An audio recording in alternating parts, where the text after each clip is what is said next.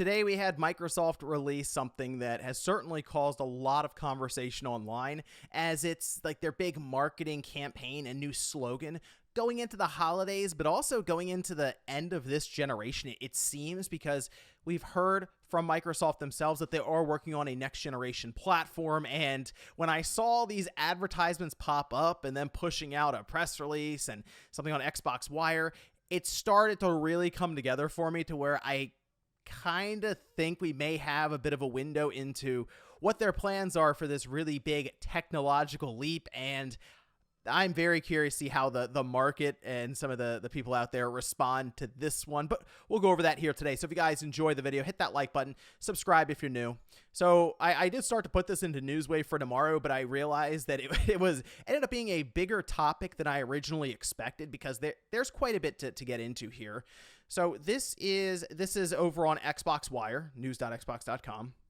And they showcase all these different advertisements, these slides that could appear maybe on your phone when you're scrolling through, I don't know, Instagram, or you might see on the side of a website, or maybe even on YouTube. They have these, I'm sure, formatted in kind of that widescreen orientation as well. But basically, these are their different ad rolls that they'll have. And it's pretty straightforward in the sense that, hey, here's an Xbox. This is an Xbox. Oh, and this is an Xbox. This is an Xbox. This is a cat box. This is an Xbox. And it's kind of already turned into a bit of a meme online where people are holding things up and they're like, this is an Xbox. And it's like a piece of food or something. So I mean, that is kind of marketing 101, is to get people saying the phrase over and over and over again until it's like ingrained into their mind. But this isn't necessarily having the all positive effect maybe that they were hoping for. We know the way that Microsoft has been going now, especially with this generation and how it's worked out for them, which is not great when it comes to dedicated hardware, right? Dedicated hardware it doesn't look like it's going to reach the Xbox Series X and S, the number that the Xbox One set. And we looked at that as, ooh, that was a rough generation to lose. Phil Spencer himself said that. Again, Phil already put all these quotes and stuff out there, so we're kind of going off of that, giving us an idea as to their thought process, which is, if you're not winning, you got to flip the board. And they've already kind of started to do that a bit, because they were trying hard to be like, okay, no, subscription services, Game Pass, that's the move. Well, sales for Game Pass have, just in general, have stagnated. We've seen it. Now, I think Call of Duty, this recent release and this holiday season, I think it will get an influx of new users, as you would expect for a massive game like that to be tied to the subscription service. But it's still, I don't think, growing at the rate that they would like it to. And in their mind, they've been trying to grow outside of the walls that typically are set up by just a dedicated box. So that's why you see this here, where they're saying your laptop is an Xbox, your TV is an Xbox, this Amazon Fire Stick is one, your VR headset, right? And this is still an Xbox. Like, that does feel kind of disrespectful to the Series S, but still, the idea is you may already own an Xbox and you don't know it. So one of the marketing things I saw, I don't know if they have a slide here for it. It was basically like you're reading this on an Xbox. They've even made shirts, by the way, for this. This is not an Xbox. I mean, maybe that is a slogan that'll catch on, but I think the general idea is you don't actually need the Xbox system to play these games. Like, it's pretty straightforward. I mean, they have an entire spot that they released here on YouTube as well, and I'll show some of that here in this video, but it continues to just kind of drill into your mind that you don't need to buy our dedicated system to play these different games, right? And that, for a lot of us, myself included, who's a bit more traditionalist when it comes to these consoles, where the idea is you sell a dedicated box or piece of hardware, and then you provide some sort of dedicated exclusive game to it. That way you sell the system. That's kind of how we've always viewed that, right? We see Microsoft now going in the complete opposite direction, where they are moving some of their first-party games over to PlayStation and even Switch. And I think with Nintendo's next system, they will just accelerate that heavily. And I think with the PS5, we're going to see more games from Microsoft's first-party lineup go there, because they are starting to make more and more money from all of this. And that's the biggest thing now, is Microsoft, despite them selling, I mean, honestly, it feels like less consoles than ever. Well, the original Xbox, they've passed that with the series. But like in general, since the 360 and the Xbox One, it's kind of been a decline in terms of hardware. But their revenue has actually been growing, especially recently, I understand they spent $100 billion or so over the last so many years to acquire a bunch of studios and a massive publisher like Activision Blizzard, but that was all something that was set up for the long run, the long haul.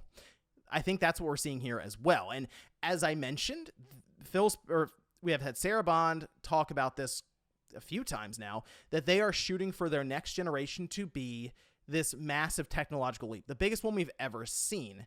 And there have been discussions and some rumors going around as to what that is exactly. And after I saw this marketing campaign, I'm kind of thinking some of those rumors might actually bear fruit. And the biggest one, and this is going to be interesting, is the idea that Microsoft, who we know as a software company, would kind of be a software company for Xbox. Now, they will still make hardware, at least for the next generation. Who knows in, 2035 or something where they'll be. But I think what they're going to do is have a system, but then also have their system software basically be malleable to other manufacturers' Xbox systems. Yeah. So I kind of wonder if that's the strategy. License out the system software, similar to what they do with Windows and, say, HP, Dell, Asus, whoever, right? Where they can then run that software on their hardware and sell it. So basically, they have all these Windows systems out there, but they don't actually produce the hardware or like put together the setup like a laptop, but you still have Windows right in front of you, which means Microsoft still basically made out in the end. And that is going to be such a weird thing to try to communicate to consumers. And when I saw this, I thought, you know what, maybe this is like the start, because it's not like this is cheap to do. They're putting this everywhere seemingly to start off this holiday season. And they're also creating these ads and stuff. So they are putting money into it. There's a marketing budget that's backing this. And I'm almost wondering if, let's say Microsoft makes their typical Xbox console and then their handheld, and they design them seemingly to set up the system software and show what some of these other manufacturers can take advantage of as it's built into the system software and then that hardware. And then, like you would buy a third-party controller, hey, look, there's Asus with their own Xbox. I'll buy it from them because they're providing a $1,200 system, sure, but it's more powerful than the current Xbox. That, I think, would be the technological leap that Microsoft would make and have to figure out. System software that can accommodate all these different configurations across the board. And would it be close, like really close to PC gaming? Yes. But I think the idea would be this system software would remove a lot of the options that you have to go through, or a lot of the troubleshooting that can kind of pop up with PC gaming. You'd have a ton of options, right? But in turn, it would be something that would still kind of keep that console level experience with a whole selection of hardware. Can that get confusing?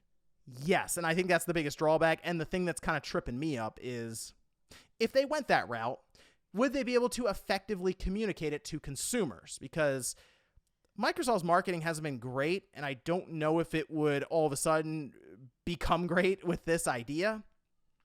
But I have seen things like system software being talked about more and more. For example, Nintendo actually mentioned it. This is the recent English translation of their Q&A that they had with investors. And I was like, let me see if that's also in there, which, let me see, we can zoom in on this one.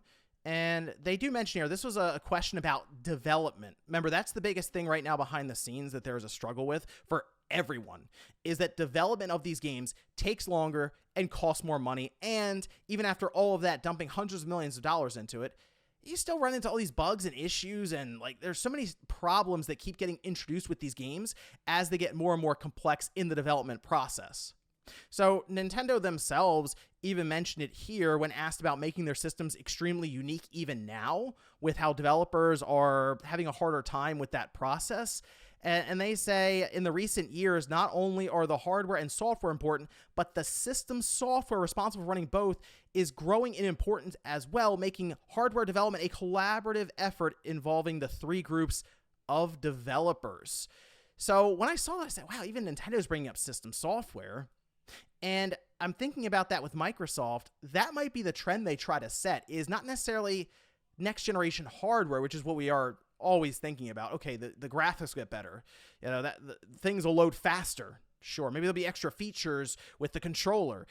In this case, though, their system software going to the next level, going next gen, maybe that is the big technological leap that they're discussing here, and it's something kind of interesting to follow along with. So it's the marketing, like I said, isn't hitting for everyone. Some people like it, but it is an interesting crossroads here for Microsoft. And if they really are targeting 2026, like holiday 2026 for the next generation device and maybe software to launch, we'll know in a couple of years if this was the correct path for them, but maybe it was one that felt required internally because they are seeing more revenue from selling their games on Nintendo and on PlayStation hardware at this time. So maybe in 5 or 6 years, we look back on this and be like, that was the moment that Microsoft moved to become probably the biggest publisher in gaming, because yeah, the opportunity is there, but can Microsoft seize it and figure everything out? That's hard to say. I honestly don't know how this will work out, but let me know what you guys think about all of this down below. And if you think maybe my theory around what their strategy is for next generation could actually be right. Thanks guys for watching, and I'll see you next time.